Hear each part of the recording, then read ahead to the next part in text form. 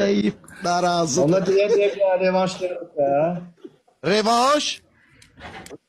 Problem yok. Hadi. Merhaba. Revanş getdi, problem yoktu. Ekran kayıtları. Buyurun. Dünya saklı. Ha.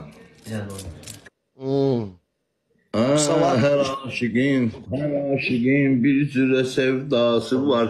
Her aşıkın bir cüre sevdası var. Sako dostumuzun da dünyası var. Sako dostumuzun da dünyası var. Her aşıkın bir kıza sevdası var. Her aşıkın bir yara sevdası var. Sako dostumuzun da dünyası var.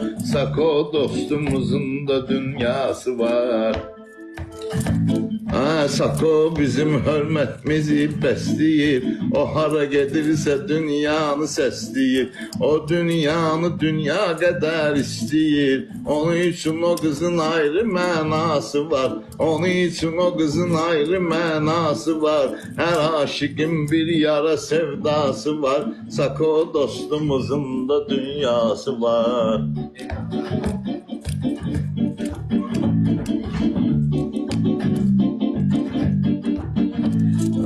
Sen için meyxana deyim kardeş yana. Elə deyim ki yağ kimi yaylar cana. İnşallah toyunda deyim meyxana. İnşallah toyunda deyim meyxana. Toyda hələ bundan da əlası var. Toyda hələm bundan da əlası var. Hər aşıqın bir yara sevdası var. Sako dostumuzun da dünyası var.